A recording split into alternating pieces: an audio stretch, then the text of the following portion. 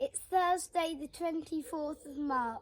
And the countdown to the biggest and most important Earth Hour ever is on. This month, a whole host of incredible youth-led organizations, plus WWF, have joined forces to bring you a night of inspiring entertainment. This is our way of saying thank you to all the amazing young people out there working to protect the Earth's biodiversity, Conserve vital habitat, and fight against climate change. This is the Future of Earth Hour.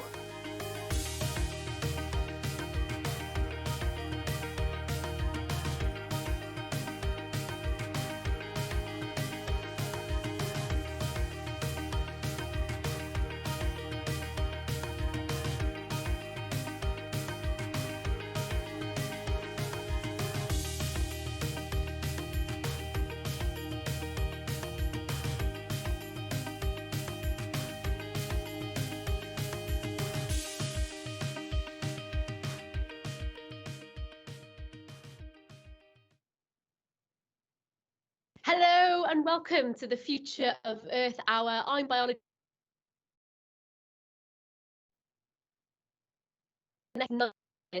to carry you through our jam-packed schedule of live, wild entertainment. And of course, it's not just me. Over the course of this evening, thank goodness, we'll be hearing from conservation organisations, young biologists, campaigners, conservationists, musicians, and of course, all of you who are watching at home from around the world. We've already got some viewers tuning in from the US, UK here and Nigeria as well. So it's lovely to see you all. Please do send in your comments and questions for our guests throughout the show. Just say hello, let us know where you're watching from, and you can get in touch using the chat and also on social media by using the hashtag Youth Earth Hour, which you already have been. So it's so exciting to be here finally. There's so many of you out there that are working to champion and protect the Earth's biodiversity, which is why tonight WWF, Youth for Our Planet and Reserva, the Youth Land Trust, have joined forces to give you all a chance to come together right here and celebrate that. We're going to be hearing from representatives from those organisations and a few others over the course of tonight and find out more about some exciting campaigns that you can also be part of. And we've also got some brilliant wildlife films that have been made and submitted by some of you, a round of quickfire nature talks. We've got a trivia quiz, a musical performance, and opportunities for you to network with each other as well. There's some fantastic prizes to give away, and there's so much more throughout tonight. So make sure you do stick around to the end of today's event. There's so much to cover. It's of course important to mention that this event is taking place at what is a very challenging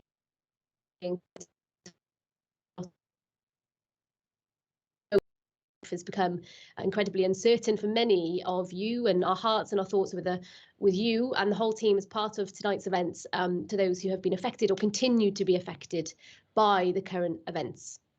And more than ever, it's so important that we do come together in solidarity and highlight the fact that we're all striving for ultimately a better planet where both nature and people can look forward to a safe and secure future. So that's what today is all about.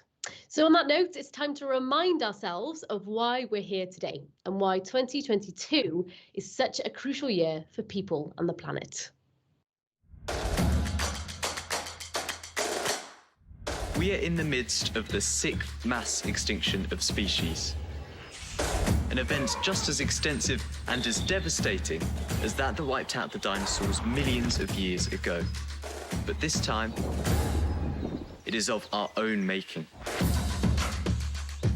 We've lost 60% of wildlife populations in the last 50 years, and now 1 million species are threatened with extinction by the end of this century. The illegal wildlife trade is thriving. Pesticides are causing insect populations to plummet.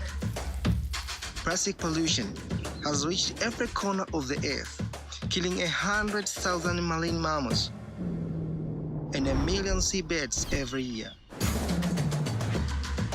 Agriculture has nearly caused 3/4 of all deforestation around the world. Over 75% of terrestrial habitat have been severely altered by mankind, and 2/3 of the sea. Biodiversity underpins our life as we know it. The narrative around the climate crisis has increased hugely, but it will be impossible to solve if we don't also confront the equally alarming and intrinsically interlinked biodiversity crisis. We rely on the natural world for so much of what we as humans need. Food, clean air, water, mental well-being, and medicines. Biodiversity and habitats provide us with invaluable ecosystem services equivalent to 40% of the global GDP and 80% of the needs of the poor. The biodiversity crisis demands profound societal and behavioral change. Young people around the world are mobilizing to demand concrete action from politicians, head of states, and national governments. Today, most countries have completely failed to meet the targets that were set in 2010. This time round, we cannot afford our governments to set impressive targets and then fail to meet them.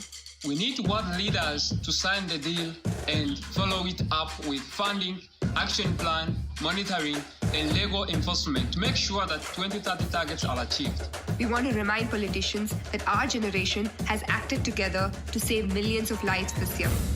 It is time you step up and save ours.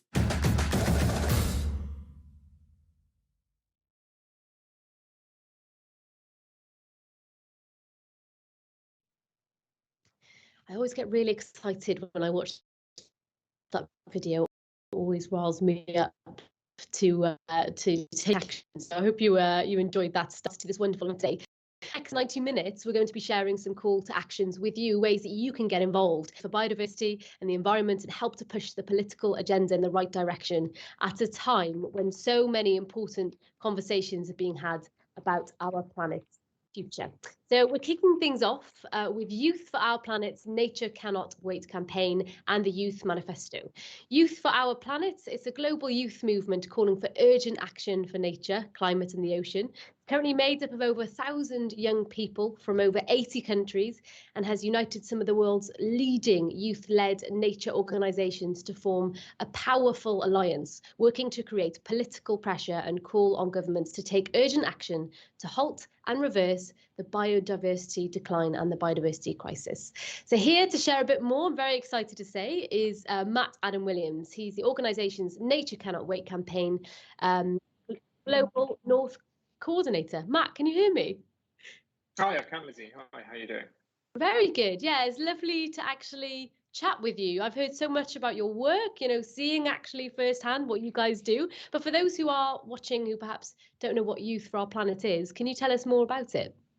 Yeah, of course. Well, you've done a great job of describing it yourself, but just from my point of view, Youth for Our Planet is very personal and dear to me because it's something that myself and some of our partners, so Coalition Wild, Global Youth Biodiversity Network and Youth for Wildlife Conservation, the four of us really came together back in November 2017. So several years ago now, 4.5 years ago. And even back then, we identified that 2020 was potentially a really big year for nature, the climate and the ocean because of major UN events that were meant to happen that year to kind of set the trajectory for the next decade for 2020 to 2030. Obviously, in the end, it didn't pan out that way because of the COVID-19 pandemic that meant that all three of those events were postponed, but the climate one, COP26, happened last year. We've just had the next meeting in the process of signing a UN High Seas Treaty for the ocean, which unfortunately governments didn't arrive at a final treaty, so that's taking even longer. And as we speak at this moment, governments are also meeting in Geneva in Switzerland to discuss a new global deal for nature for 2030. And Youth for Our Planet is really, as you said, it's bringing together over 1,000 young people from over 80 different countries around the world to campaign to their governments for urgent action for the climate, for the ocean, and for nature. So brilliant, and to have such like an extensive network is really kind of telling of the need and the push from the youth to actually create that action. But what's the idea messaging behind this particular campaign, the Nature Cannot Wait campaign? Well, we first launched the Nature Cannot Wait campaign last October, or last September, I should say, because in October was when the UN Nature Summit would have happened had it not been for the COVID-19 pandemic. And that summit was postponed for good reasons. It was so as Global South countries and local communities and indigenous peoples could get vaccinated and then attend the summit properly. So it was to allow time for that to happen. But our message from young people around the world to governments was clear. It was that you don't have to wait for the summit in 2022 to take the urgent action that nature needs. We know what it needs now. And in fact, governments already had very ambitious targets to meet in 2020 for nature. The only problem was that they didn't do anything to meet those targets, and all of those targets globally were missed. What was missing was the funding, the action, the enforcement, and the monitoring and reporting to turn those targets into reality and to protect nature, to stop it from being lost, and then in turn to restore it and to bring it back. So Nature Cannot Wait, which is a hashtag that young people can use on their social media on Earth Hour Day, and that's what we're asking them to do this Saturday, the 26th of March. Nature Cannot Wait is a very simple hashtag that they can incorporate into their posts. Ideally target those posts at their politicians and governments by tagging them. And the other key thing to do is to sign and share the Youth Manifesto, which lives at ourfuturewithnature.org, which Youth for Our Planet is involved in, but many other organizations as well. And later this year, when the final UN Nature Summit happens, which is penciled in for September, we will be sharing that manifesto and all of the signatures with governments, calling on them to sign and agree an ambitious deal for nature and then to deliver on those promises. And that manifesto currently has just over 3,400 signatures. We want to take it as far past 5,000 signatures as we can by the time of that summit in September. It's so important, and you've talked a little bit about the time moments in time for government action for nature, and of course this is a very timely moment right here as we talk about this campaign and how it fits into the kind of government action. If I'm say like a young person watching this, hearing you talk, say this is an inspiring campaign, as well as kind of keeping an eye out for that manifesto and being part of this by creating action online, how else can you kind of get involved and learn more about what you guys do? Well, I would say the first thing is to go to our website, youthforourplanet.com, and if you're interested, then potentially join as one of our country campaigners. And we've got lots of countries, as I say, over 80 out there, where young people as part of Youth for Our Planet are developing and delivering projects and campaigns that are putting pressure on their governments. And I think that's one of the key things, is that whilst nature and climate change are inseparable issues, governments hear a lot more from society, especially from young people, on climate change than they do about the loss of nature. Right now, as I said, governments are meeting in Switzerland to continue negotiating over that deal that they will finalise in China in September this year. And there's real concerns that the negotiations in Switzerland right now are moving at a snail's pace, and a further extra meeting will be needed between now and September. So governments don't really at the moment feel any pressure from society, but young people are a really key voice because they can speak up futures, but also for future generations. And one of the best things that we can do is to put pressure on governments to take urgent action for nature. We've seen my government here in the UK in the last week or so announce that it's going to aim to protect and manage 30% of land for nature by 2030. I think at the moment they're overclaiming how far they are towards meeting that target. And just yesterday in the UK, some young people who are part of Youth for Our Planet, took part in an amazing stunt to put further pressure on the government to turn that promise into reality. And I think we're going to hear from some of them later today, which is a great example of how young people can get involved in Youth for Our Planet in different countries. I've seen how the momentum of Youth for Our Planet has kind of grown over the years, but I think I kind of going a little bit off script here, because I just think your story and this whole kind of group is so fascinating and does such brilliant work. But what kind of drives you, and what are you hopeful for, say, in the next few years with this work? Well, I think what drives me is that if I look back to where we were 4.5 or going on 5 years ago, when I first kind of came up with the idea of a campaign that turned into Youth for Our Planet, it didn't even have that name at that point in time. We were a long way on climate change. We were a long way from having the pledges on the table from countries that will be needed to limit temperature rises to below 2 degrees. Now, after COP26, we're a lot closer to that.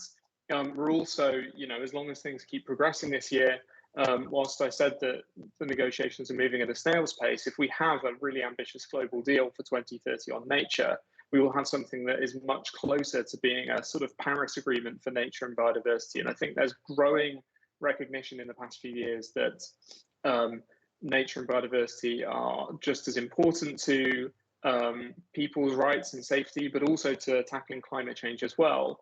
And then for me, one of the most heartening things, and this is sort of what Youth for Our Planet is about, is that there's greater collaboration than ever between young people who are passionate about nature and wildlife.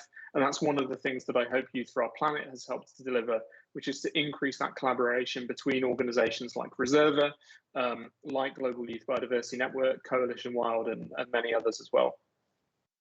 Absolutely brilliant. Any final comments, Matt, for people watching this who are thinking, yes, I feel inspired to get involved?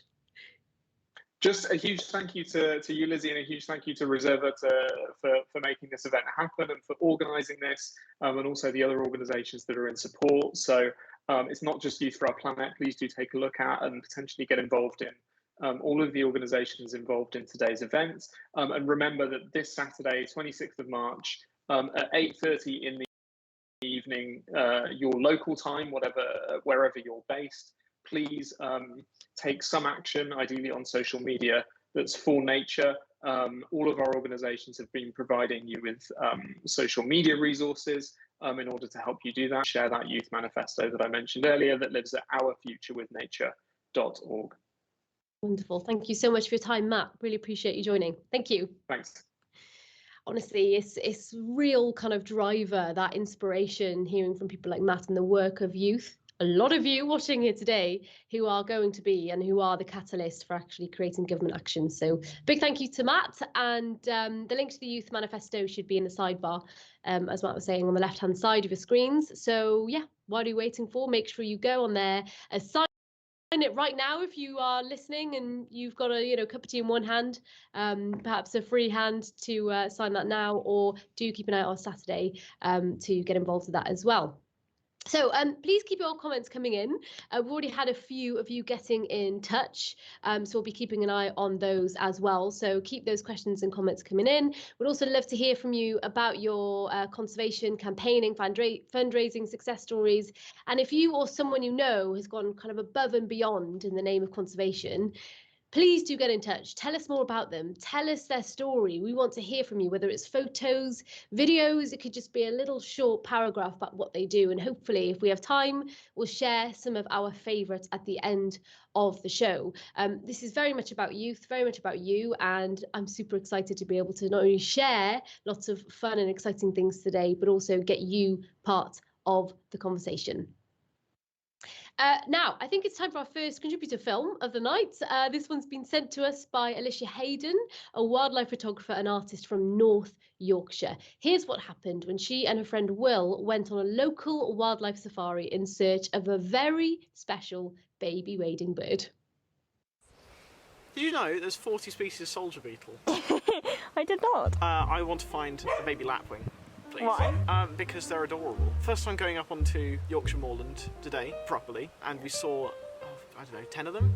Yeah, probably. They're beautiful, and their call is wonderful. Today is the 14th of July, and I think we're going to start looking for baby lapwings. Does that sound good?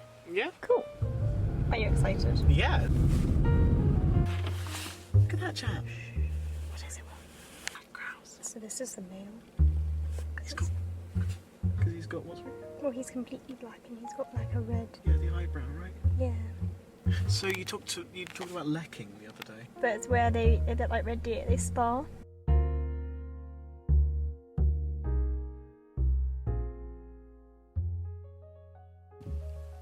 you see it's just going through the grass? Oh wow. What was it? It's a hare. Oh, it's a hare. It's a brown hare. I didn't realise. I couldn't hear what you were saying because you were whispering so quietly. They're very, very sensitive to sound. Oh. Well, you did see it. Yeah. This is where lots of lapwings live, so it's a good chance of seeing a baby one.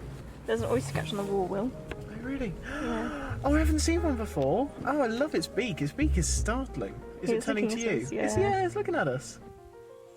No, they're on this side. I think they might be over the wall. No, there it is. It's flying, Will. You see it's going through the sky? Oh, yeah. We have actually seen a ridiculous amount. I feel very lucky. Good. We'll try again tomorrow for a lapwing. So we're getting out. We're hoping not to get hit by the rain, but also hoping to bump into two nice species.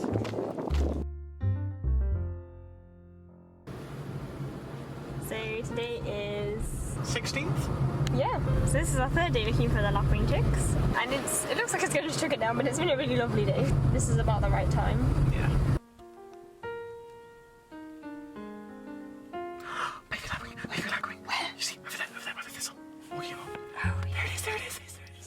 Oh, it's adorable. Oh, it's tiny. Can you see him?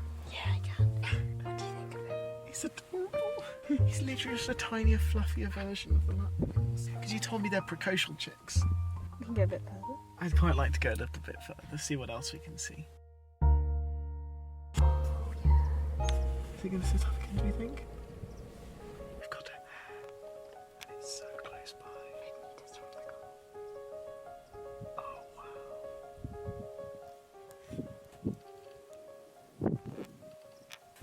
Can you see that? That was magical.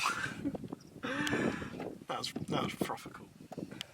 Their ears, they're so, I don't know, communicative. You've got wonderful ears, so much character. I've never been that close to one before. Well, my first one was only the other night. Second hair. Second hair. You'll see in a sec. It's very, very cool camouflage. Stop. Oh, let's see, there's a stoat crossing the road behind them. A stoat! You saw a little stoat! But it was in my mirror. Can't see anymore. See some grouse. Wow. Had a better pivot. What a view. Are you happy? Yeah, I'm very happy. We've seen far more than I ever expected out here. In fairness, I didn't know about black grouse at all until we came up here. They're stunning, really, really stunning creatures. The hares were fantastic. So were the lapwing chicks the highlight, or I feel like the hares might have surpassed it, to be honest. Honestly, I think the hare stole it at the last moment, which seems a bit unfair because, yeah, the whole premise of this little short was that we'd see some lapwing chicks. And we did. Saw some lapwing chicks, and they were adorable, just as fluffy as I anticipated. I hope I see more on the way back. Hope we see them again. The more is so much more than you could ever expect, really, in every aspect. Feel very lucky. Thank you. That's all right. Thank you.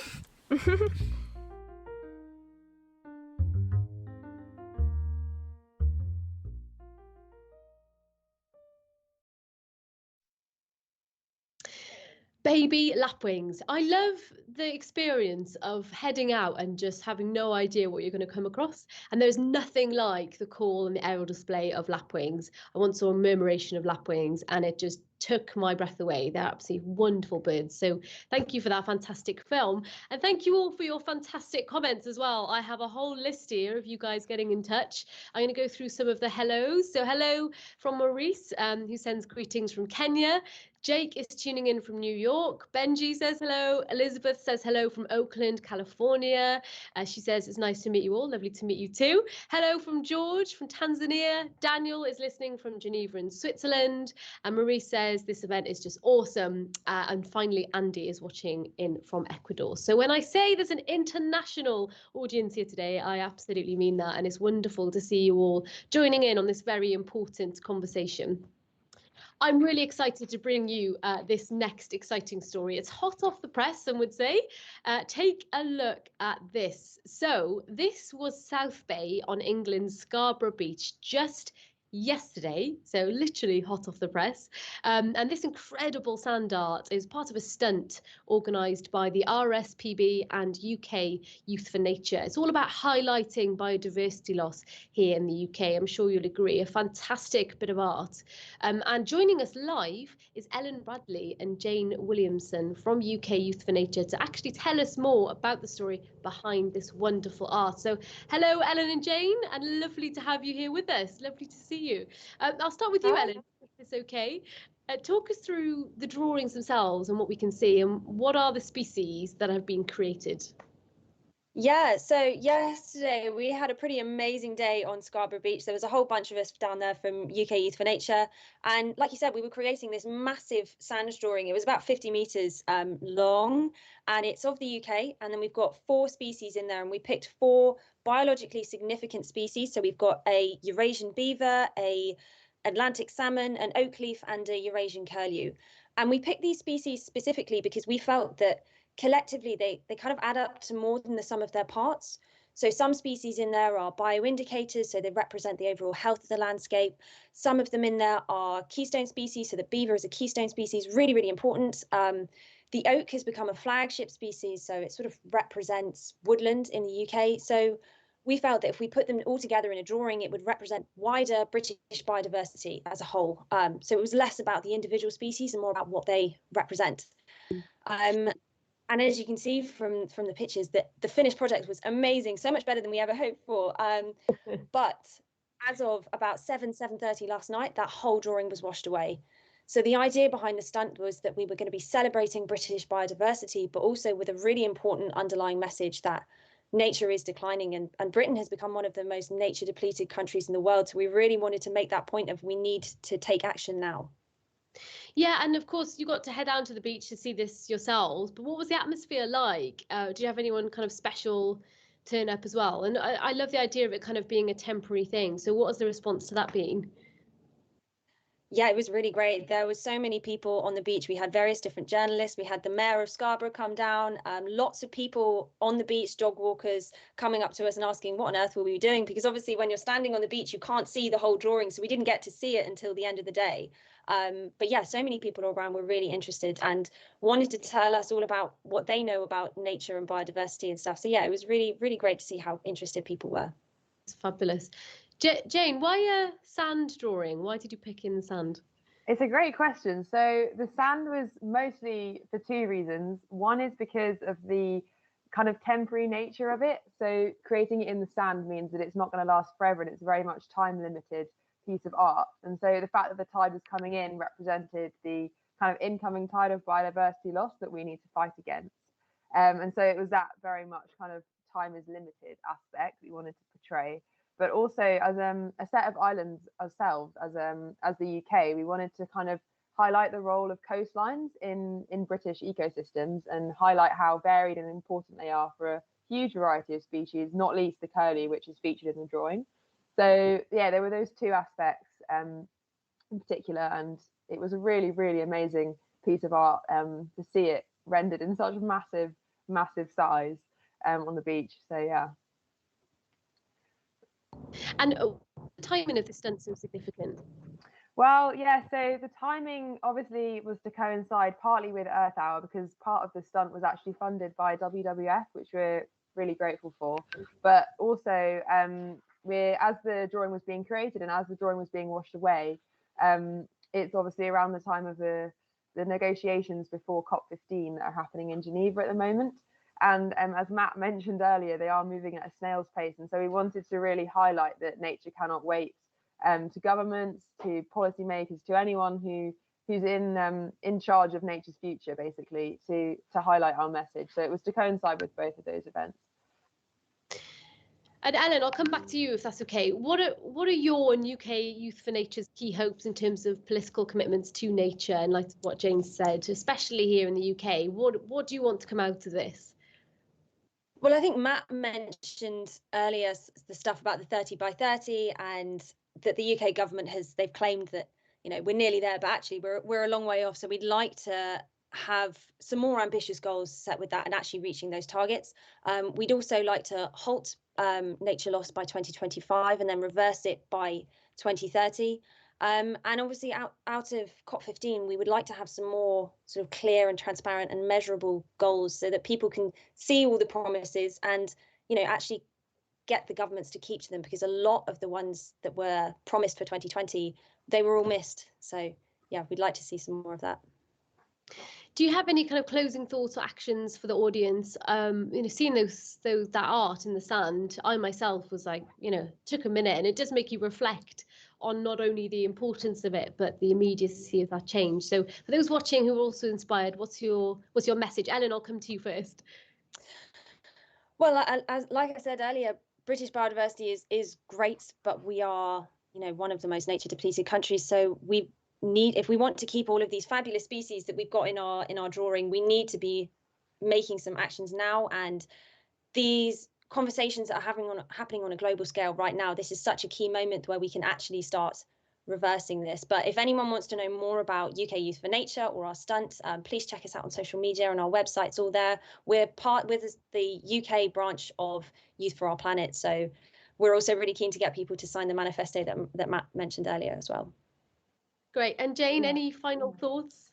I would just say, so also the headline of our stunt was actually nature loss, lines in the sand. So it's all about drawing a line in the sand over biodiversity loss, and we want no more loss of nature, really. And it's calling for total reverse in the decline of biodiversity, because I think the pandemic has shown us how vital it is for not only our health, but also the health of the planet. And everything depends on biodiversity, no matter how distant it seems. So I think it's really important to get that message across, that every time you make a decision, biodiversity is ultimately at the heart of it.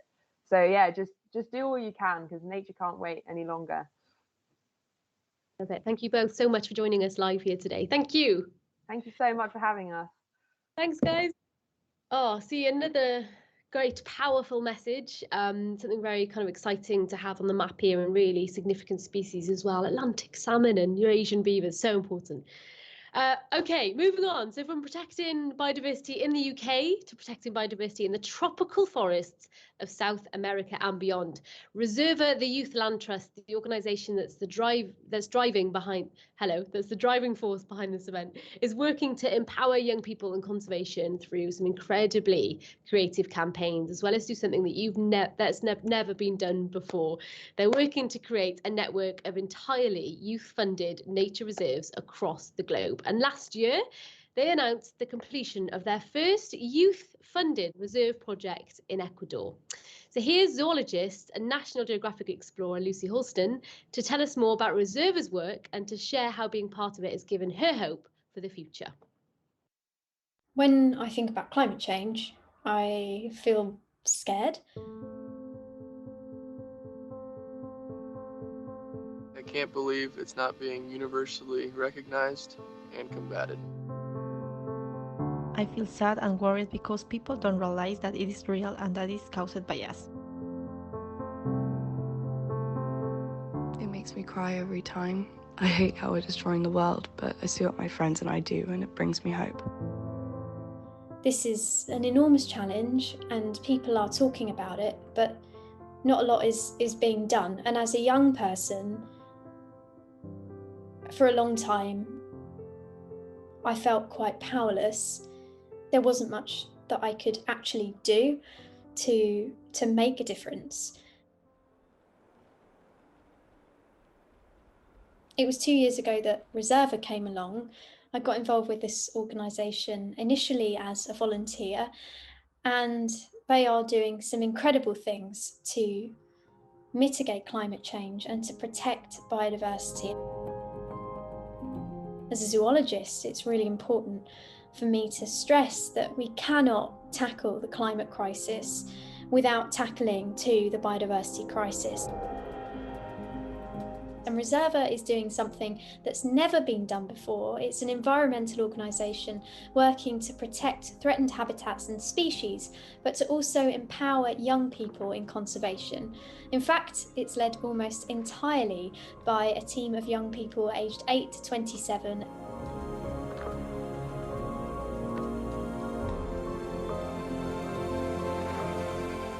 And when I say Reserva is youth-led, I don't mean a few of us young people attend the occasional meeting to share some of our ideas, but we actually decide what the organisation does. We are put in the driving seat and we become responsible for planning and implementing projects, so much so that one of Reserva's key goals is to create a global network of entirely youth-funded nature reserves. And I'm pleased to share that we have been successful in creating our flagship reserve, which is the first entirely youth-funded nature reserve in the world in the Ecuadorian cloud forest.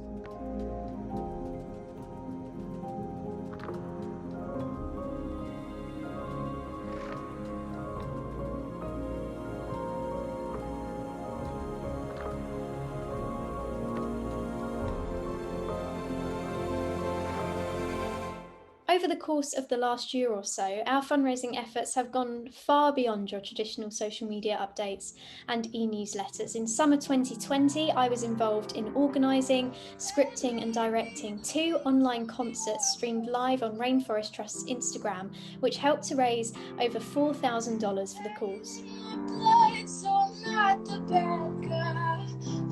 We've put people's knowledge to the test in a live trivia night.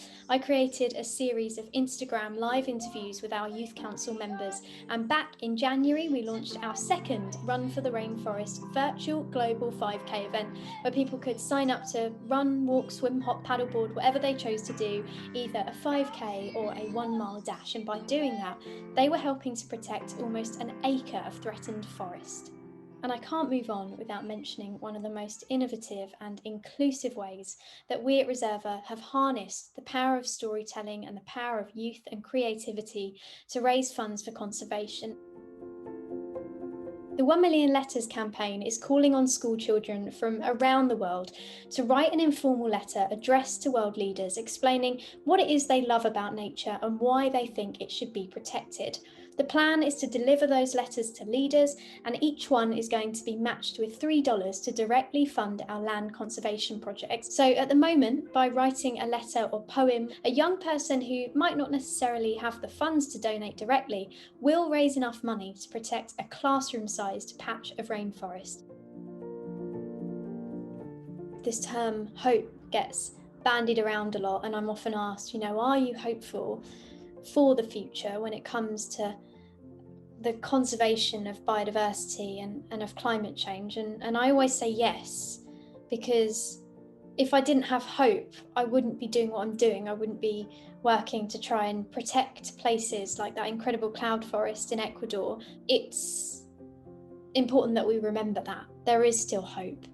And if we listen to the right people, elevate the right voices, invite diversity, invite creativity, invite new ideas, we can create a better future for us and for all the species that we share our planet with.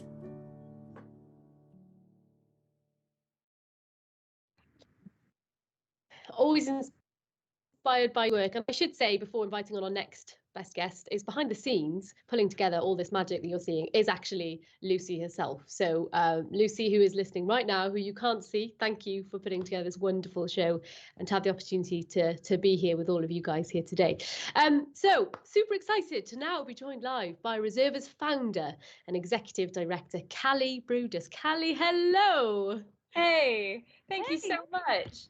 So exciting. All the guests today are so brilliant to have here with us live from across the world. So one of the things we wanted to do during this stream is to share with everyone how they can get involved, how they can take action for nature this month. Lucy mentioned your 1 Million Letters campaign in that film. So can you tell us more about how people can get involved with that? Absolutely. So I think Lucy's actually put a link to the campaign on the left side of everyone's screen. So click on it and you can go write a letter, as you just heard in Lucy's video. But basically what we do is we try to come up with creative ways to overcome barriers that young people traditionally encounter when they're trying to take direct action for nature. And of course, one of the biggest barriers in what we're trying to do, which is conserve threatened habitat directly by funding the protection of land, and we do it through local partners. So we don't buy and own land, we raise money, and we direct it toward a local organization who can own and manage that land. And the biggest barrier for youth is, of course, access to funds.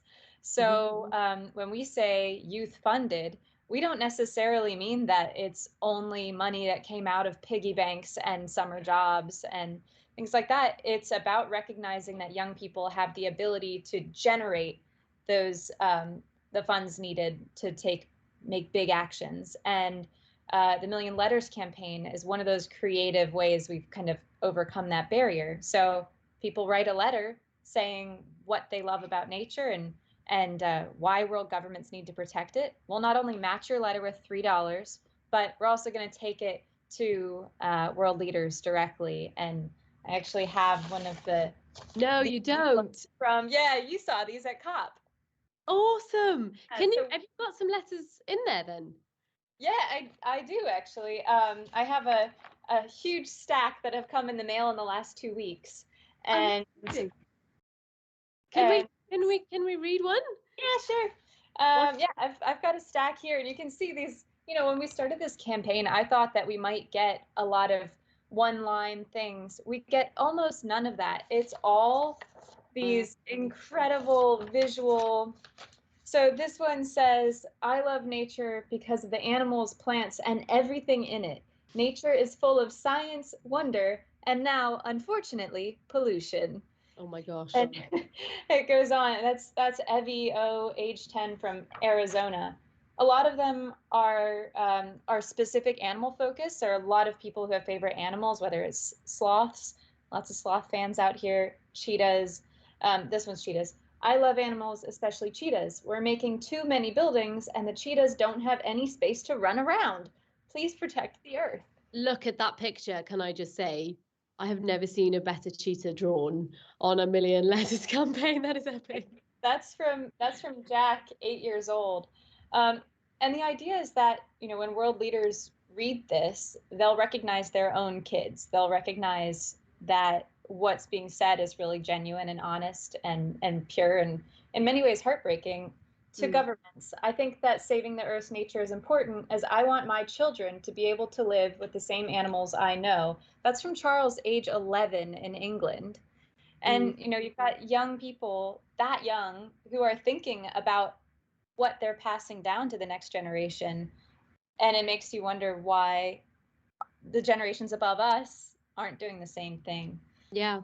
And you mentioned earlier about how kind of these letters basically contribute to, are so amazing, but how they kind of raise money to protect areas of rainforest. But I think a lot of people watching, they are clued up on what it means to be kind of environmental, how to make an impact. So what does that mean by protecting forests, and how does that work? Well, first of all, I should give a shout out. Our current funder, the group that is matching these letters with $3 each, that funding is coming from a really cool campaign called Rewriting Extinction. So I know we don't have time to chat about them right now, but please go follow them on Instagram. They're sharing really cool comics and just neat stories, ways that we can spread environmental messages creatively. So their funds are currently helping to match the next probably 3,000 letters we receive. So thanks to them. But the way it works is we work with a local partner. Right now, as you said, our partner is in Ecuador. They're called Fundación Ecominga, and they have been working for 15 years to create a network of protected areas. Whether it's through, conservation can be done through many different ways. It can be done through government designation. It can be done by helping indigenous peoples get titles to their land to better protect themselves. But this mode is identifying people, individuals who own land, and they don't have the ability to hold on to their land. They can't afford to without farming it. And so, or selling it into logging or mining. And but a lot of people don't want to see their land destroyed. So they approach Ecominga and they say, "I want to sell my land to you so that you will conserve it and it remains intact." A lot of times they live right next door and they want their water to be protected. And so Ecominga says, "We need this much money to buy this land," and we raise it and deliver it. And can you quickly, I know we're kind of quickly running out of time, but can you share us a bit more about the Chacao cloud forest? Why it's so special? Well, I mean, everyone's on, but I'd be willing to bet not many of you have heard about the Chacao.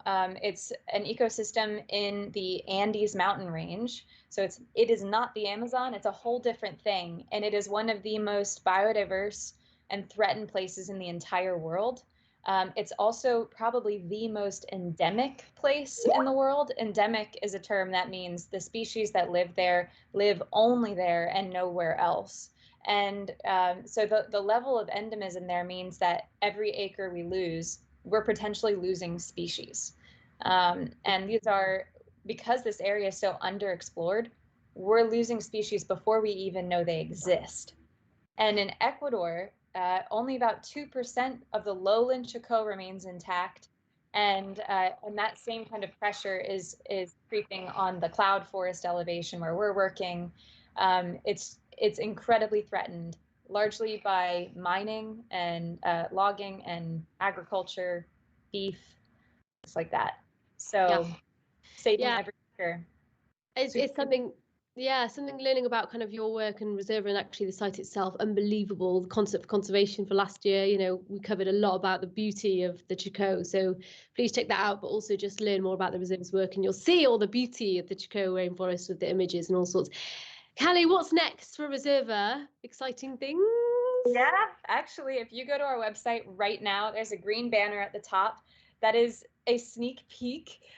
We are launching our second ever project. We're going to be working to protect 1,050 acres of this same Chacao cloud forest ecosystem. It's one of the last major intact stretches of forest in this region. It is threatened by gold mining. And this is our effort to stop this from happening there. So we're launching that like right now. So I hope everyone will go. You can make your own fundraising page if you want to go run a marathon and raise funds, whatever you want to do. It's a really cool platform. And I hope everyone here will join us in that effort. We need all the help we can get. All hands on deck. Callie, thank you so much. Thank you. Thank you. Lovely to see you. So many cool things going on. So much going on. Always with Reserva and the wonderful Callie there. Unfortunately, we're almost at the end of part one. Before we go into our break, we've got a few more kind of treats for you, including our first musical performance of the night. They're here to sing us out. They're from SOS From the Kids, a children's eco choir that uses songwriting and singing as a form of climate activism and a way to raise awareness of the need of tackling the biodiversity crisis. They recently performed at COP26 conference in Glasgow. They've also appeared on Britain's Got Talent and ITV News and have received recognition from the likes of Jane Goodall and Sir David Attenborough as well. And do stick around, because at the end of their performance, we'll be showing a video created by young leaders from Ecuador's indigenous Quechua Piwachi community as part of their ongoing campaign to protect the local river. The Piwachi from being degraded by the government-proposed hydropower project this Sunday. They're teaming up with the Earth Advocacy Youth to launch a manifesto that will enable you to directly support their efforts. More details on my work can be found over on Earth Advocacy Youth's website, and more information will be featured in the video. And as I mentioned, we'll be having a short break in just a moment. Of course, you can go off, grab a drink, pop outside, go see a tree, go see a bit of nature. But don't go too far, because during this break we'll be playing out some exclusive music from wildlife DJ Ben Mirren, who we all know and love. And make sure you come back at 3:50 GMT time, that's 11:50 AM EST, for part two. I will be treated to some quick fire wildlife talks from you, actually some of you, more wildlife films, plus Reserva's resident wildlife whiz, Sathvika Krishnan, who will be here to give us a voice in terms of our nature knowledge and help us with our wild trivia quiz. So don't go anywhere, and we'll see you in just a moment. Hi, we're SOS From the Kids, and we sing songs about nature. We've recently sung at COP26 with world leaders. We've written this song to express the need to protect all species and ecosystems, as everything is connected. If we destroy nature, we destroy animal habitats and ourselves. So this song is a call to protect the world rather than to destroy it. animals are dying. Together we can save our planet. Who's with me? Action. When shadows play, the lions run. Polar bear strides till day's done. Mother panda holds her cub. Elephants reach high above. They all need a home, a land that they can roam. Sea creatures must dive deep through water, clean water. We sing for all the leopards, for the gentle giant blue whales.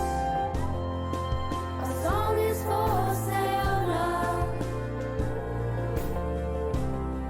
before the last heart fails.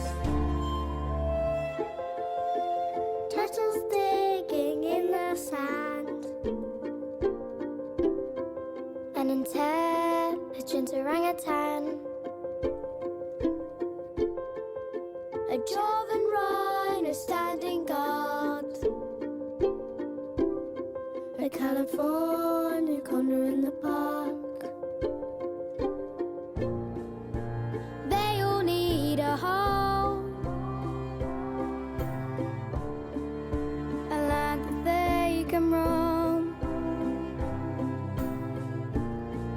Sea creatures must dive deep through water, clean water. We sing for the gorillas, for our joyful dolphin friends. Our song is for the bees, on whom we all depend. Not tomorrow, nor next year. We need to do it now. We're singing for the forests. We're singing for the seas. This will affect everyone.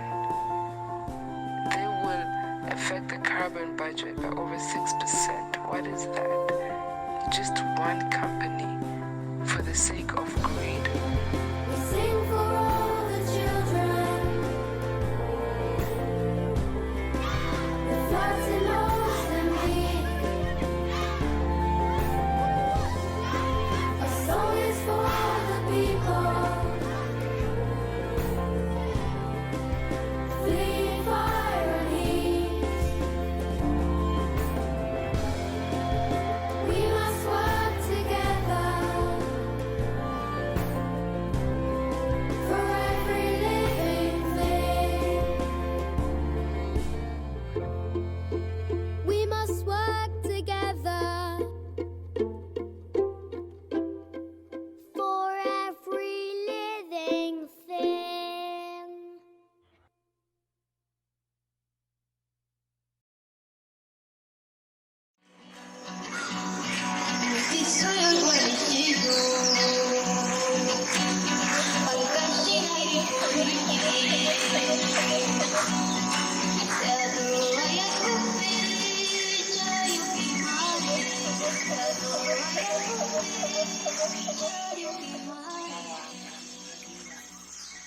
Con eso nosotros nos sentimos súper bien porque nosotros como somos de aquí de la Amazonía tenemos que, o sea, defender lo que es nuestro.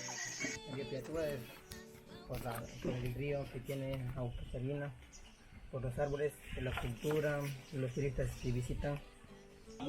Sería un error que esas hidroeléctricas entrarían, se perdería todo, tanto como cultura, tanto como los animales y peces.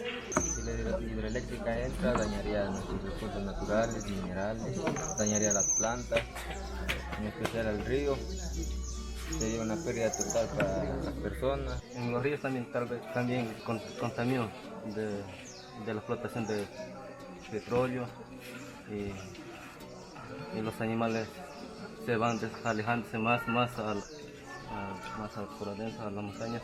El río Piatúa es algo muy hermoso, que nos ayuden a proteger ese río que es nuestra vida. Hay que buscar fortalecernos y más que todo como jóvenes, buscar que esa relación con la naturaleza no se pierda. Que los jóvenes también seamos parte de eso y para poder decirles a los niños que poder dejar una legado a los niños.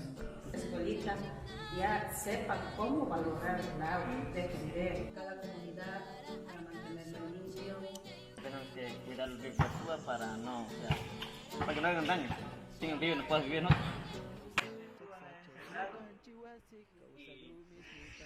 Y nos da la vida. Todas las comunidades debemos de unirnos, poner nuestra fuerza y luchar contra los señores que nos quieren quitar ese territorio. Fue un logro que se hizo.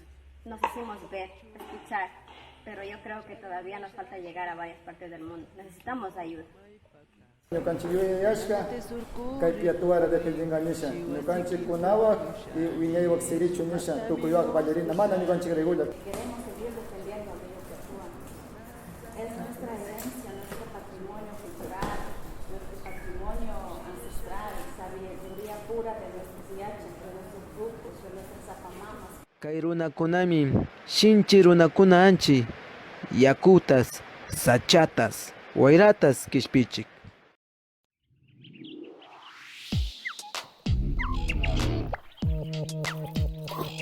Sounds of the wildest waters of Africa.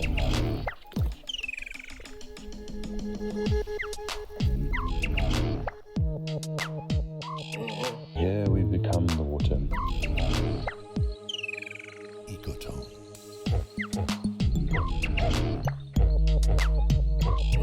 Here we begin.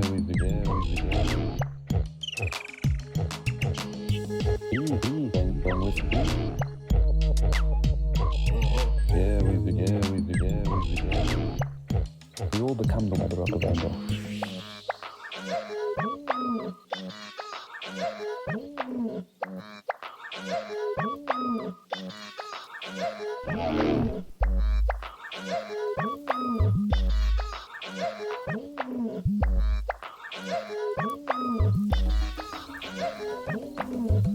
At the root of life is water flowing through you, and we lose it when we die. Yeah, we reborn.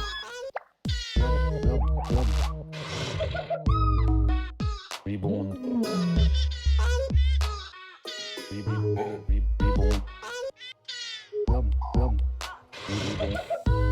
Reborn to the sky. Yeah, we become reborn to the skies, far away from anything. We will all become this river. Yeah.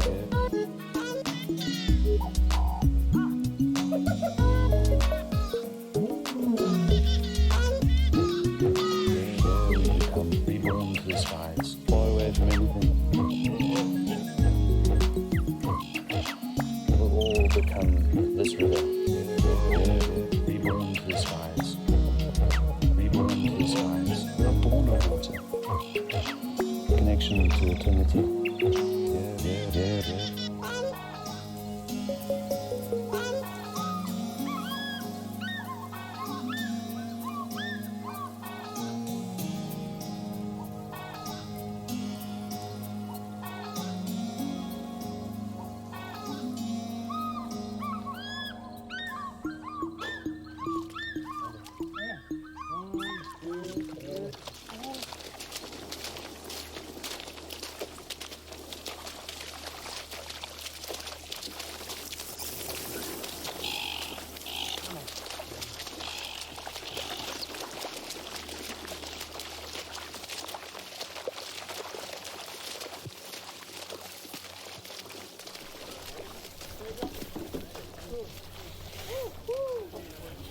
Grazie, Ami.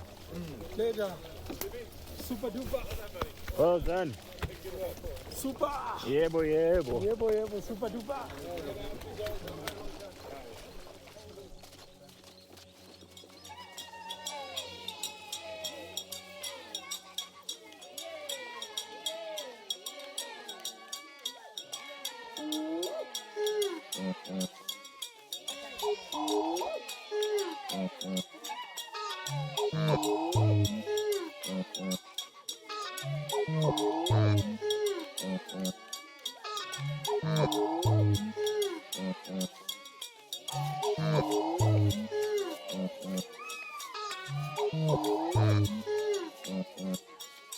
Not eating now.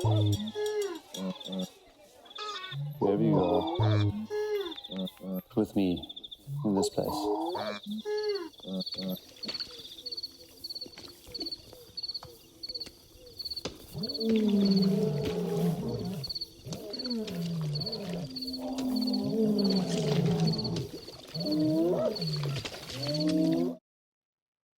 So I hope you all enjoyed your short, sweet break. I forgot that we were running over slightly with all the excitement going on. And lovely to hear from all of you as well. We've got hello from Andy, still watching from Ecuador. Siddharth is joining from India. Pearson is watching in California. Angela is watching in Nigeria.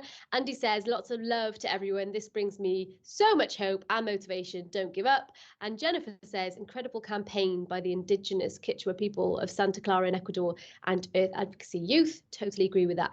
And Callie says, picture a youth initiative. You guys are amazing.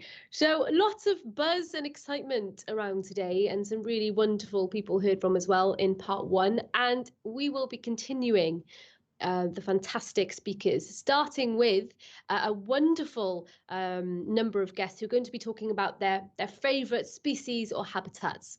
Remember, you're watching Future of Earth Hour. We've already had live guest music, incredible films submitted by you. And we've kicked off with ways that you can get involved as well in many of these kind of youth movements and important initiatives to help push government action. So joining me here are four passionate young scientists, naturalists, conservationists. As I said, they're going to talk through their favourite habitats or species. And first up, we'll hear from Ez, who'll be talking about some of the research she's been doing into a very special species of frog. We've got National Geographic young explorer Lorena Patricio, who will then join us to share some fascinating facts about one of her favourite Brazilian birds. Josh will be talking all about his favourite species, the Eurasian beaver. And finally, we will be hearing from Chelsea, who'll be speaking about her work with sloths. So sit back and enjoy. And to start us all off, Ez, over to you. Good afternoon, everyone. So I've come on today to talk to you about one of my favourite frog species, which is called the horned marsupial frog. And it's absolutely fabulous. So it lives from kind of Central America, South America regions. I mean, it's a critically endangered species, actually. It's not doing very well, as fabulous as it is. So basically the species is amazing because it's a marsupial frog, which basically means it has a little pouch in its back where basically the eggs that they lay, she stores it in her back, and then she'll hatch them as live young, which I just think, out of considering there's only 72 types of frogs of that species, they're just absolutely fantastic, and it should be something celebrated. How weird and wonderful is that? But yes, I was saying, so the species isn't doing very well, mainly from this horrible disease, which is called chytridiomycosis, which is a fungal disease, which is stretching throughout South America and Central America, and it's really wiping out our amphibian populations. This one in particular is really not doing very well. Not only that, the main reason we're all here today is because of the biodiversity. It is absolutely getting just torn apart at an astounding rate over there. And now the only place that this species is surviving is in Ecuador and just over a border of Colombia.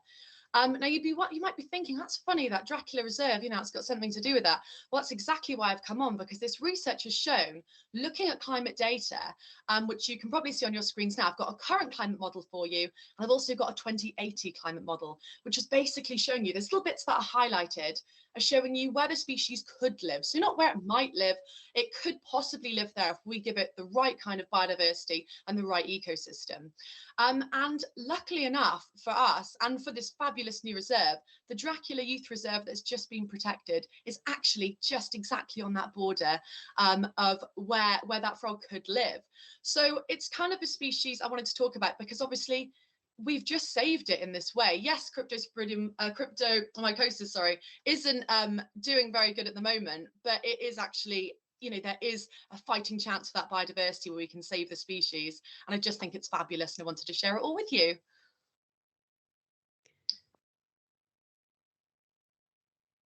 Fabulous. I think we're going to head over now to Lorena, who's going to tell us about her favourite bird species. Lorena.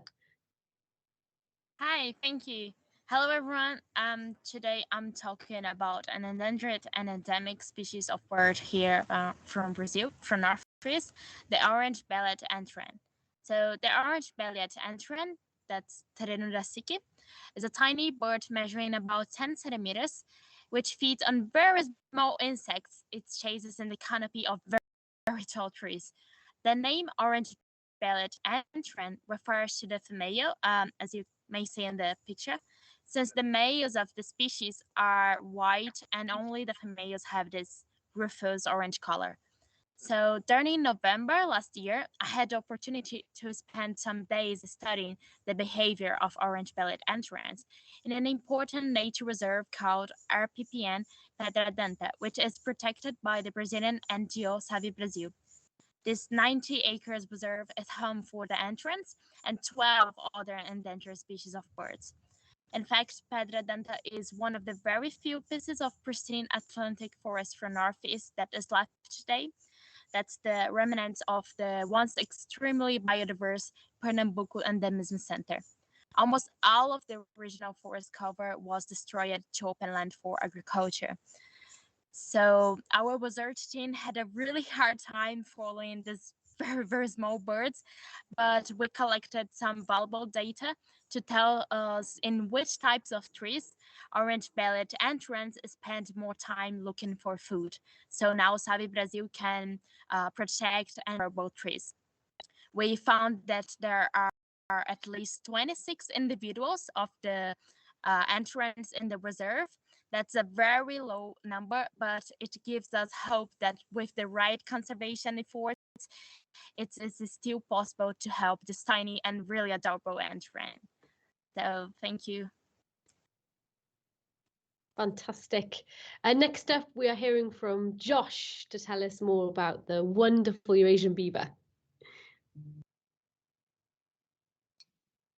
Okay, so beavers are a really exciting species. Firstly, because they're very well adapted to their aquatic existence. So they're actually the second largest rodent in the world, second after the capybara. And they have extremely strong teeth and jaw muscles and also very strong front feet that they use to kind of manipulate trees and branches and stuff in order to build their dams.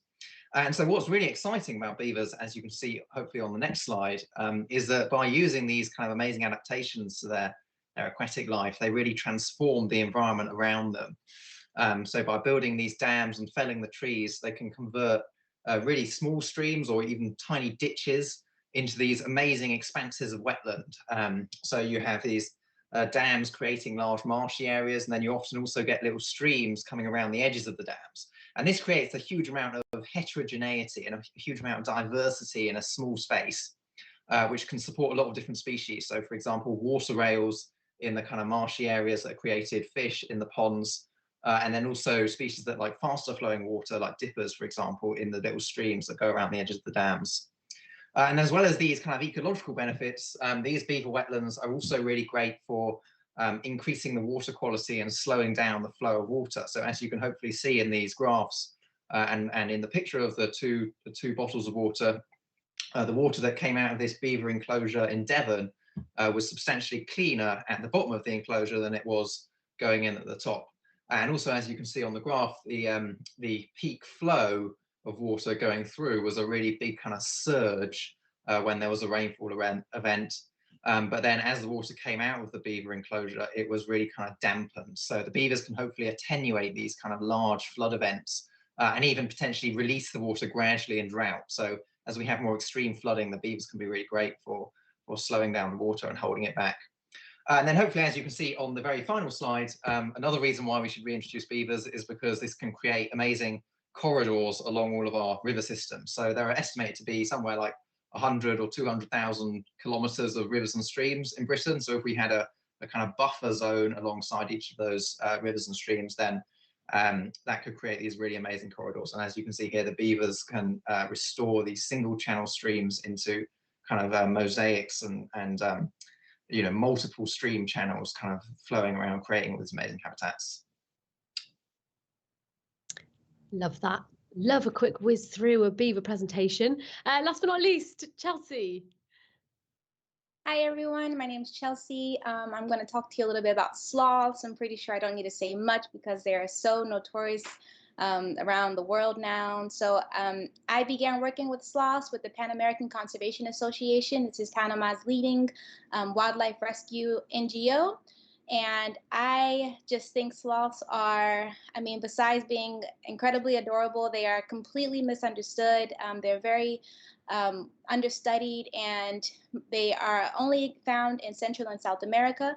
And to this day, their habitats continue to decrease and become degraded thanks to urbanization. So they are a really, really just important species to protect because they are the official tree huggers. When the trees come down, the sloths come down too. So besides their biological needs just being very hard to meet in captivity, they are incredibly hard to protect in the wild.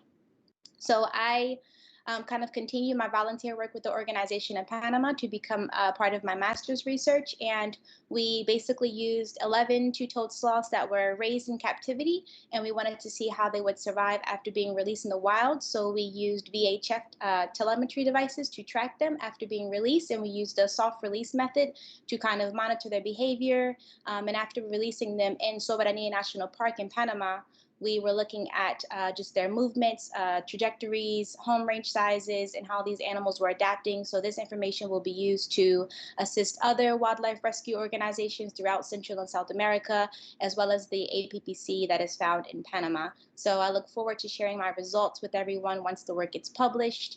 And as always, you know, just the forest is so much more important than we think, because it really provides all the habitat, refuge, and needs for all these amazing species. Awesome. Thank you so much, Chelsea, Lorena, Josh, and Ez as well. Thank you all so much for joining us and sharing that quick fire talk round. I love quick fire talks. Can we have more, please? Because they give you a taste of so many different types of science and ways you can be a wonderful scientist, as you've just seen showcased by these 4 wonderful people. So thank you for joining. We'll see you guys later. Awesome. Well, yeah, as I said, an amazing opportunity to dip your toe into many different areas of science and natural history and learn more about species. I could do those all day long, but we don't have time. So it's time now for another dose of inspiration from someone else, courtesy of Nyla. Here's a film that she made all about one of her favourite habitats, the redwood forest.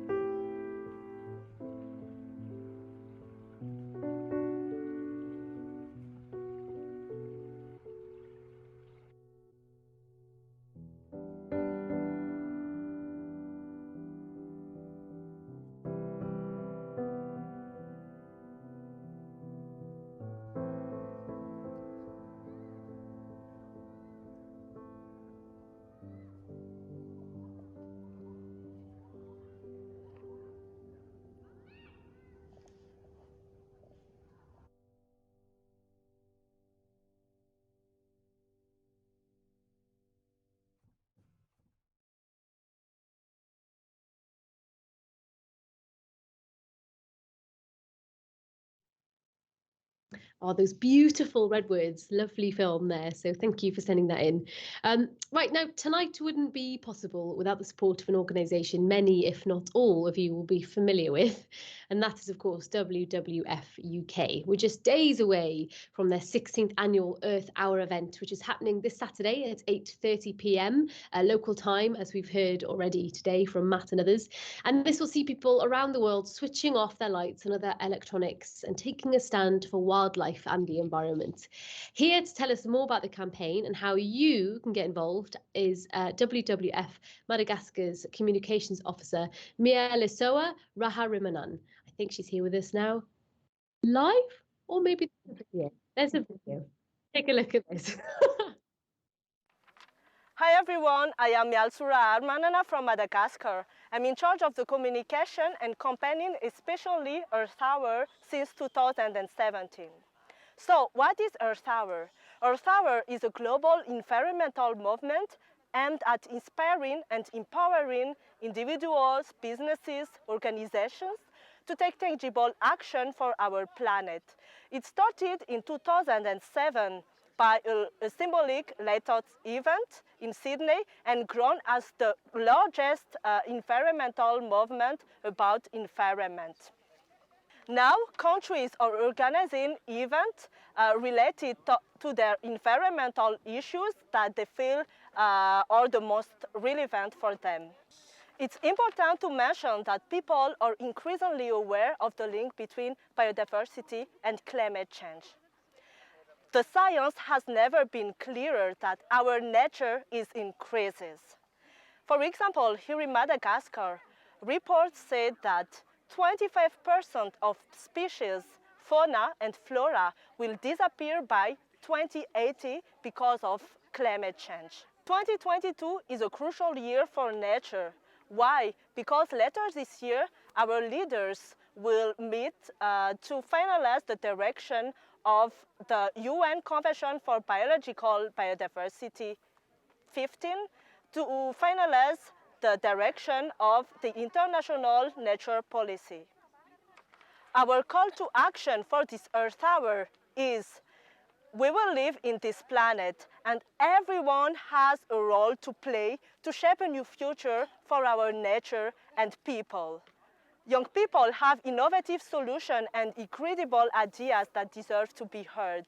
So I hope that young people can get involved and say that they have a role to play. The change starts with us. And if we act now, we act for the future generation. How do you celebrate Earth Hour? So we have a range of ways to celebrate Earth Hour. So visit our website, www.earthhour.org. My favorite thing about Earth Hour is that we recognize small actions for big impact through our Earth Hour Champion and Story Contest. It's important to recognize the efforts of people who don't necessarily take large-scale action, but inspire others to act. For the 60 years, Earth Hour has mobilized millions of people around the world to take tangible action for the planet, to protect our planet. We have achieved great things, but we have a lot to do. I hope Earth Hour will continue to inspire people and especially youth. So let's show our solidarity for the planet and let's continue with that momentum. Thank you.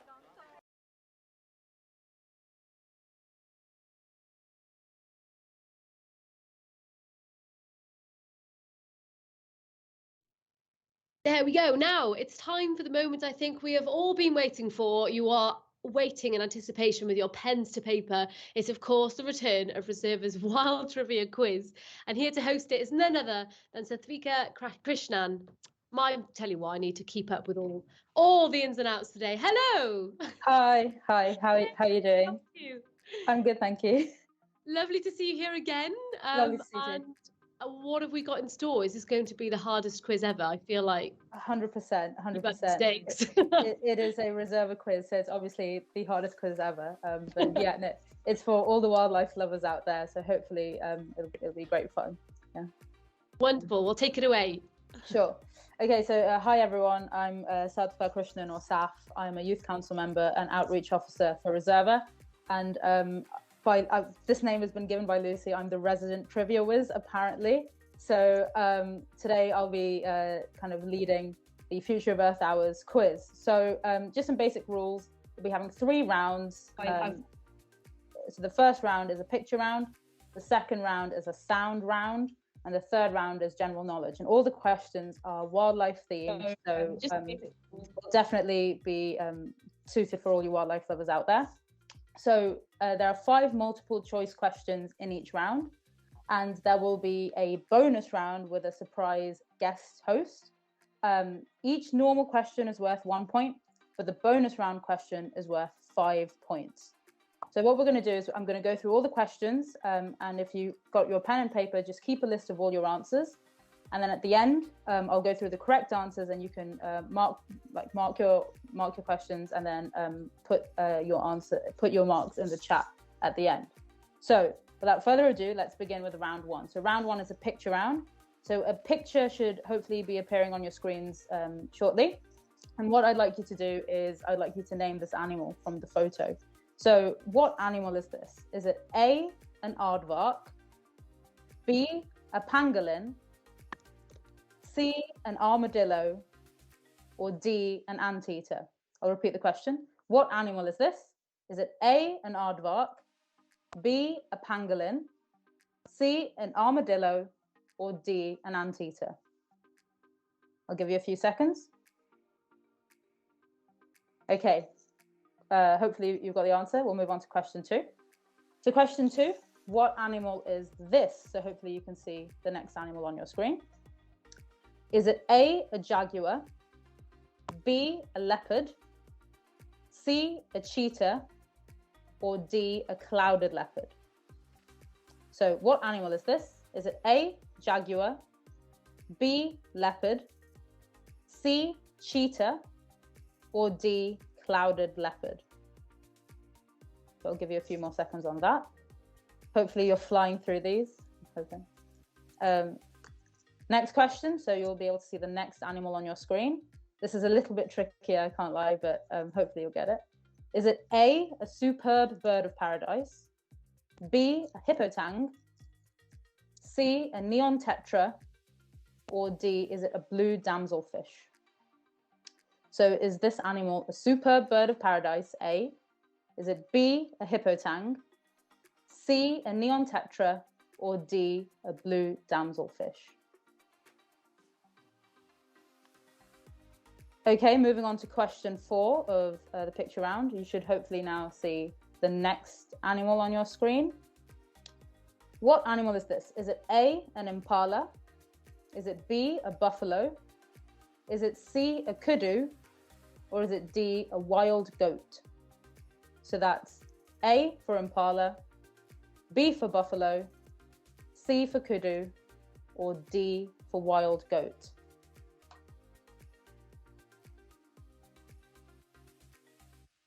Okay, and now moving on to the final question of round 1. You should be able to see the next animal on your screen. Is this animal A, a sunbeam snake, B, a green orchid bee, C, a common fly, or is it D, a scarab beetle?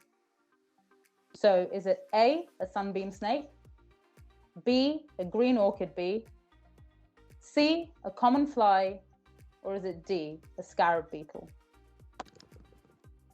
Okay, now we'll be moving on to round 2. So round 2 is the sound round. So what's going to happen is you'll be able to hear a short excerpt of an animal making a noise, and I want you to work out what the animal species is. So first, question 1, what animal makes the sound? You should be able to hear the sound now.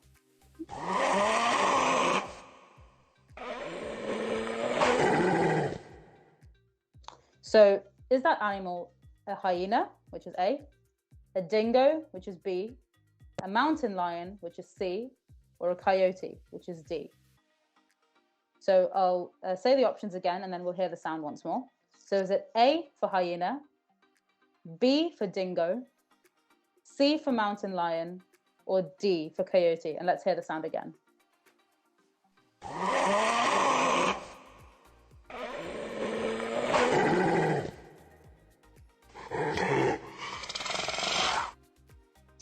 Okay, I hope you guys are keeping up with me as we move on to question 2 of the second round.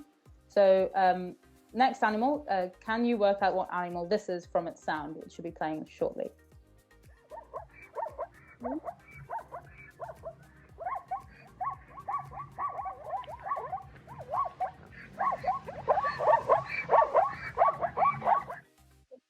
Okay, so is that A, a giraffe, B, a zebra, C, a gazelle, or D, an okapi? So the options are A for giraffe, B for zebra, C for gazelle, or D for okapi. Let's listen to it again.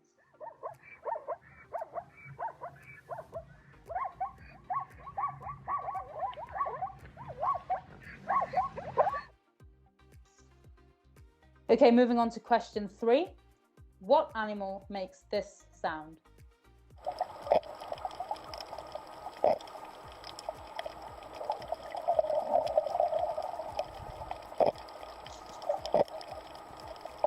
Okay, was that A, nightingale, B, the European blackbird, C, a Eurasian robin, or D, a blue tit? Okay, so apparently we got the wrong sound. Okay, so I'll say some different options. Sorry, my apologies. So so for the sound you just heard, could we listen to the sound again, please?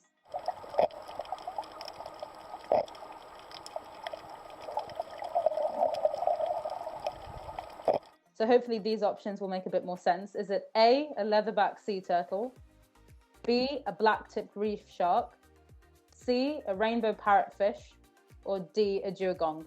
So the options are leatherback sea turtle for A, black-tipped reef shark for B, rainbow parrotfish for C, and dugong for D. Let's listen to the sound again.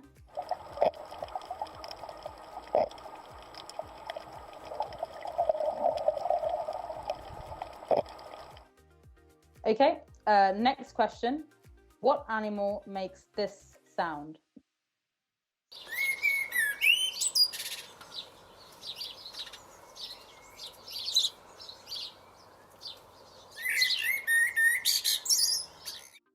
Okay, so the options for this one are A, nightingale, B, European blackbird, C, Eurasian robin, or D, blue tit. So the options for this one are A, nightingale, B, European blackbird, C, Eurasian robin, or D, blue tit. And let's hear the sound again.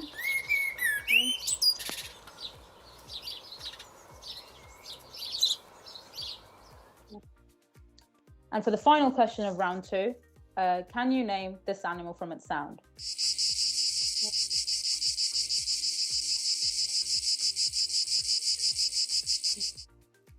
So the options are A for cicada, B for cricket, C for ant, or D for mantids.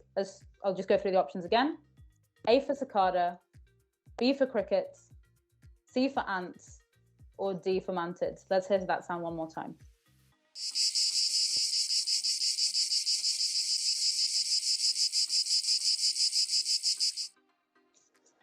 Okay, so we've reached the end of round 2, which leads us on to our bonus round. And like I said, this bonus round is courtesy of a special guest, a hip hop MD. So hopefully you should be able to see a video of him asking this special question. Hi, my name is Maynard Okereke, better known as the Hip Hop MD.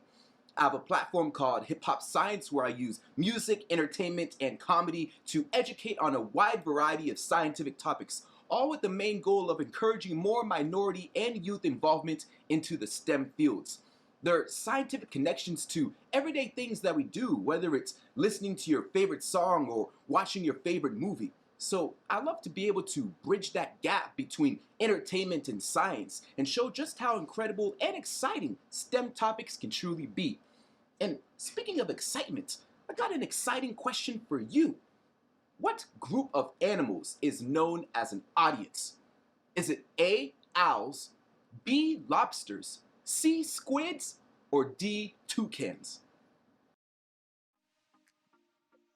Thank you, Maynard, for that video. Now we'll be moving to round 3. So this is the general knowledge round. Do you know the answers to these wild questions? Okay, so pen to paper, question 1.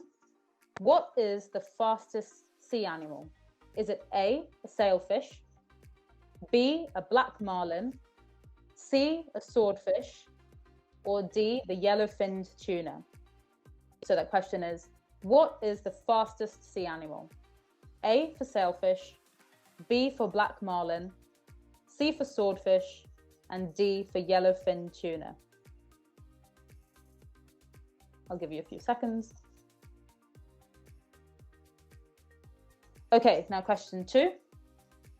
What living bird has the longest recorded lifespan? Is it A, a golden eagle? Is it B, a peregrine falcon? Is it C, the brown pelican? Or is it D, a Laysan albatross? So what living bird, has the longest recorded lifespan?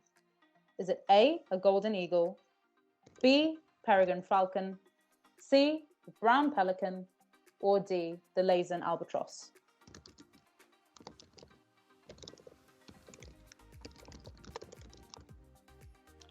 Okay, moving on to question 3. Which mammal has the most powerful bite in the world? Is it A, a hippo, B, a Bengal tiger, C, a polar bear, or D, the English mastiff? So the question is, which mammal has the most powerful bite force in the world? Is it A, the hippopotamus, B, the Bengal tiger, C, the polar bear, or D, the English mastiff?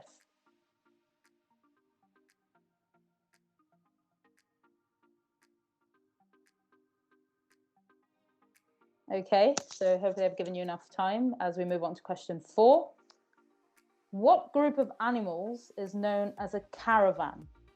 Is it A, shrimp, B, wildebeest, C, camels, or is it D, the jerboa? So the question is, what group of animals is known as a caravan? A for shrimp, B for wildebeest, C for camels, or D for jerboa?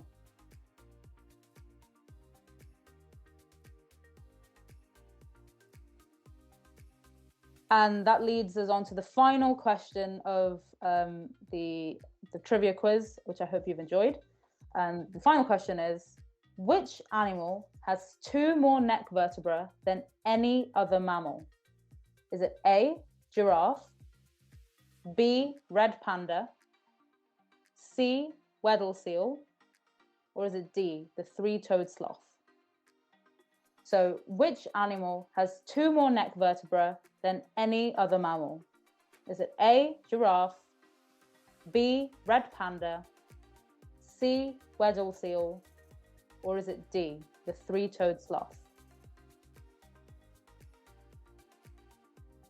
Okay, so that's the end of the questioning part of the quiz. I'll go through the answers. Just so that you all know, there are prizes available. So hopefully you had your best trivia hats on as we go through the answers. So for question 1, we saw an image, if that image could come up, and I asked you to name the animal. And this is actually an armadillo. So that the answer is C, armadillo. There are 21 known species of these little beautiful armored nocturnal mammals. And in fact, armadillo is, in Spanish, it literally means little armored one. And they've got these protective body armor kind of made out of these bony plates, and these bony plates are called osteoderms. So the answer for question 1 was C, armadillo. Now we're going to move on to question 2. So question 2, I asked you to name this animal, which you should hopefully see on your screens. And the answer for this is A, it's the jaguar. So jaguars are actually the largest of the South American big cats, and they're one of the largest big cats in the world. And they have this beautiful tan-colored fur, which is covered in these rose-shaped black spots, and they're called rosettes because they look like roses. Now, cheetahs and leopards also have spots, but cheetahs kind of have a more simple spot, just a plain black circle, whereas leopards have smaller and rounder rosettes in comparison to jaguars. And clouded leopards kind of have a different pattern altogether. They have a more blotchy pattern, which is on top of their dark grey fur, so it's not this tan-coloured fur. So the answer for question 2 is A, jaguar. Question 3, you saw this image here, which you should hopefully be able to see on your screens. And this animal is a hippotang, which was B. So hippotangs have a lot of common names: regal tang, pallet surgeonfish, blue tang, royal blue hippotang, and the flagtail surgeonfish. But you probably recognize this fish as Dory from Finding Nemo. And interestingly, these fish are part of a group of fish known as the surgeonfish. And this basically means that they have these things called caudal spines, which you can find at the base of the tail, or the caudal peduncle. And these caudal spines are these sharp defensive protrusions, which can be extended when the fish is stressed. So they can thrash their tail around and kind of evade predation, and when they're stressed, they use it for protection. So the answer to question 3 was the hippotang, B. Question 4, you saw this image on your, which you should see on your screen now. And the answer for this was C, kudu. So question 4, the answer was C, the kudu. So there are 2 species of kudu which you can find in Africa, and they have these beautiful spiral horns, and the males use these to fight with each other during courtship season. And they kind of spar with each other and interlock their horns, and then shove and kind of twist the other one around until the loser is knocked off balance and thrown down. And reports have actually shown that sometimes their horns get interlocked so much that they can't free themselves, and males have actually just died in that locked position because they can't free themselves. So the answer to question 4 was C, the kudu. Question 5, you saw this beautiful shimmery image on your screen, and the answer for this is actually D, the scarab beetle. So there are about 30,000 known species of scarab beetle in the world, and they make up about 10% of all known beetle species. And they have this beautiful kind of colored shimmeriness, and this is known as iridescence. And iridescence is caused by these little tiny structures that you can find on their carapace, and the carapace is basically like a combination of the hard wing case and like this plate on their body. And these tiny structures kind of refract the light in a certain way so that we get this rainbow-like shine. The answer to question 5 was the scarab beetle. So the next round was the sound round. So for question 1, you heard you heard a hyena. So hyenas are very famous in Lion King, and they actually make this laugh sound to communicate information about their age and status. So the answer to question 1 was A, hyena. The answer to question 2 was B, the zebra, and they kind of make these snorts and kind of excited waffle sounds when they're greeting each other. The answer to question 3 was the rainbow parrotfish. You could kind of heard it biting, and what it's basically doing is it's using its beak to munch down on coral, which it eats. So that's the kind of a crackling sound that you hear. So the answer to question 3 was C, the rainbow parrotfish. Question 4 was B, the European blackbird, which is a very, very famous breeding bird in the UK and frequent garden visitor. And its song has actually inspired lots of composers like Olivier Messiaen and lots of bands like the Beatles who've incorporated its song in their music. And the final question for the sound round was question 5, and you heard a really noisy group of insects called the cicadas, and that was A. The answer for question 5 was A, cicadas or the cicadas. They basically make their sound by expanding and contracting a membrane called timbal, and it's used to attract females. Then we had the bonus round, and I'm not going to tell you the answer to this one. I think Maynard it. So, if you guessed C, you're absolutely right. Squids are cephalopods, closely related to octopus and cuttlefish. Squids squirt ink as a defense mechanism to be able to avoid and distract predators. And that ink is actually made out of melanin, the same chemical that gives humans our skin and hair color. And luckily, you didn't have to play a Squid Game for that fun fact. So now we're moving on to round 3, the general knowledge round. So the first question is, what was the fastest sea animal? And the answer was B, the black marlin. They can actually reach speeds of about 80 miles per hour, which is actually faster than a cheetah can run. So the answer was B. Question 2 was which living has the longest span? And the answer is D, the lazy albatross. There's an individual called Wisdom, and she's about 70 years old, and she had a chick last year. So the lazy albatross is the bird with the longest recorded lifespan. Question 3, which animal has the most powerful bite force? It is actually A, the hippopotamus. They have 1,825 pounds per square inch of chewing power, and they basically have the strongest bite force out of any other living mammal. Question 4, which group of animals, is known as a caravan? The answer is C, camels. So camels are really cool. There's 2 types, the one-humped and the two-humped. And contrary to popular belief, their humps don't actually store water, it stores fat. And they have lots of defense mechanisms to protect themselves from sandstorms, like they can have 3 sets of eyelids, and they can shut their nostrils during sandstorms, which is really interesting. And then the final question is, which animal has 2 more neck vertebrae than any other mammal? And this is actually the 3-toed sloth, so D, the 3-toed sloth.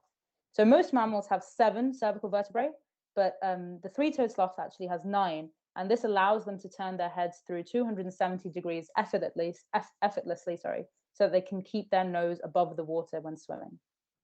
I hope you've had fun.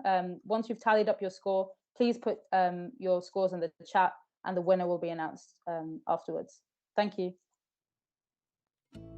As an international family, home is not where we move and live, it's the entire planet. We have been lucky enough to observe nature thriving firsthand. From diving at the edge of Cyclone Penny in Australia, to the pristine waters of the Maldives. We have also been, like many, watching the downfall of so many species that can be saved if we work together. We are always bombarded with a constant flow of negative news surrounding the environment, and we want to acknowledge that it is still there, but focus on and share the positives and the changes that we can make.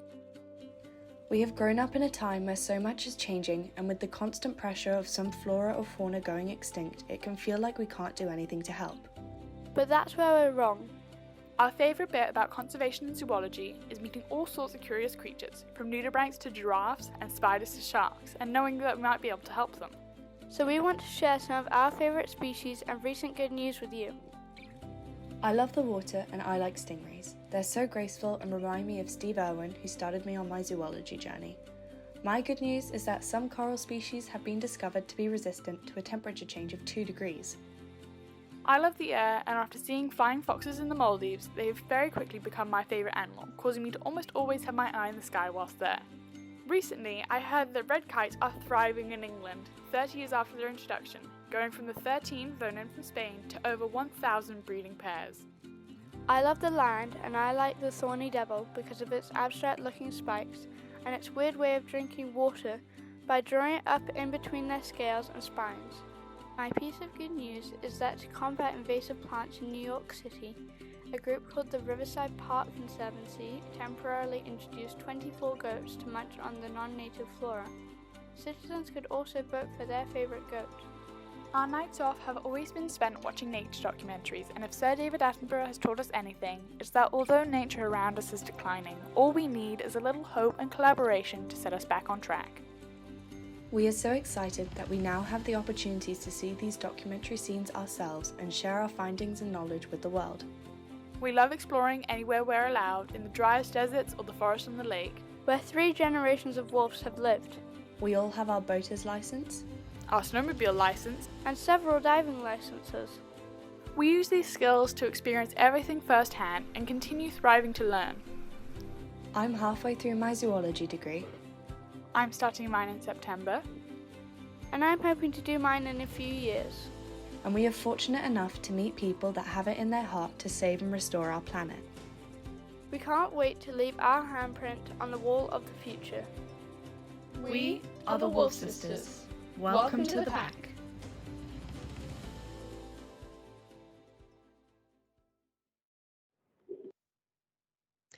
Love a quiz. Love a wildlife quiz. I was there watching and seeing if you guys were getting things right, and it seems like you were as well. Lots of you engaging with that. So yeah, really wonderful opportunity to brush up on natural history knowledge. Now, we're running completely over, as I knew that would happen, because there's just too many good things to get through. But as many of our guests have actually mentioned, this year is a really crucial year for nature, with the COP15 Convention on Biological Diversity scheduled to take place in Kunming, China later on this year. And right now, ahead of the conference, world leaders are gathering in Geneva in Switzerland to draw up a global biodiversity framework. An important policy document will be presented and signed at COP and will lay out the kind of actions corporations and governments will be expected to take to help protect nature in the coming years. And actually joining us live from the conference to tell us more about how young people are contributing to these negotiations and how you can get involved is Sweta Stotra Bashyam from the Global Youth Biodiversity Network. Hello, Sweta. Hi, Izzy. It's so nice to be here and be a part of this amazing live. We are having a very crazy, insanely hectic time at the negotiations, but we are happy to be a part of this conversation here today. So maybe I could just start by giving a very one-line intro of what the Global Youth Biodiversity Network is. We are a network of individuals and member organizations. We have over 1,600 member organizations, and we all want to work together to halt the loss of biodiversity and create a pathway so that we can live in harmony with nature. And one of the key things for us, as we are the official youth constituency that works with the Convention on Biological Diversity, the framework that is creating the post-biodiversity framework, the New Deal for People and Nature, we have been tasked with the challenge of convincing world leaders why young people are important, what is our voice, what is our opinion, and how we think we all should live in harmony with nature, and how this post-2020 global biodiversity framework should reflect young people's voices and opinions. So that's why we are here in Geneva very hard to convince our leaders and decision makers of what are the right things that they need to do. And to be honest with you, I don't think the negotiations are going as well as we expected. I mean, given the pandemic and everything, it was quite a challenge to bring back relationships with negotiators to help them understand why young people need to be here. So I think we are still struggling in ensuring we have meaningful youth participation in the post-2020 Global Biodiversity Framework. Also, we are struggling to ensure there's enough human rights and rights of nature incorporated into the framework. But we are fighting and we're not going to give up, and we're going to hopefully move to COP and be able to bring some of the key messages that young people have told us into this convention. And this is where we need everybody's help. We are just a few young people in Geneva working hard to create this change, but you and everybody who's watching us today can help us create this change. And together we might be able to see the vision that we as young people have for our planet together. And some of the simple things you can do is definitely help us with creating awareness and taking actions against, by putting political pressure on your negotiators. We have a campaign called Stop the Same, which basically is telling the world that we are tired, we have enough of the same old excuses, the same old broken promises, the same pollution, the same deforestation, the same injustice. We no longer can tolerate the same things that we've been seeing for decades, and this needs to stop. And this is the campaign that we are taking towards Kunming, China, to the negotiators, and we are forcing them that this time the new framework that they're creating for the next decade has to be transformational. So yeah, I really hope you guys can join our Stop the Same campaign. And definitely, if you have time, also click on the Youth Manifesto, which has the priorities that we are lobbying for in the CBD. So if you can get a chance, go out to the Youth Manifesto, ourfuturewithnature.org, and sign the manifesto, because that would also show the power and the will that young people have, that we want the transformational system-wide change that we are all envisioning. So I hope to see all of you with us fighting this struggle, and I hope we can get what we want in COP15. Thank you. Thanks, Sweta. Oh, wonderful. I did have a list of questions, but not needed. I'm so pleased to have you representing the voice of young people from around the world. So thank you. And wonderful to have you here today. Sweta, you can sign the Youth Manifesto produced together by Global Youth Biodiversity Network and Youth for Our Planet, as Sweta said, by clicking the link in the sidebar. We're almost at the end of the show. We've got enough time for just a few final shout outs. Thank you so much for your comments and feedback. We've got a comment from Jennifer saying we're all winners after that incredible wildlife quiz. Absolutely. Quiz results. So we're announcing quiz results apparently. Here we go. This is where things get a bit more brutal. Benji got 13, Callie 6, Elizabeth got 6, Holly got 8. I mean, it's not bad. Some of those questions were hard, especially the parrotfish versus blackbird quiz. I'm not sure what was happening there, but then probably would have got that wrong anyway. We've got a shout out as well. Producer Lucy wants to say thank you to Joe and Callie for all their help organising today's event. Absolutely. And of course, a massive thank you to you, Lucy, for all the behind the scenes work. And that is it for today. I can't believe we're coming to the end of the show. Thank you all so much for sticking with us as we have overrun, and thank you all for your comments and engagement. A big thanks goes out to the team at Reserva, WWF, UK Youth for Our Planet, UK Youth for Nature, and the Global Youth Biodiversity Network. And of course, we want to thank all our lovely speakers, our trivia master today, and everyone else who contributed with their videos.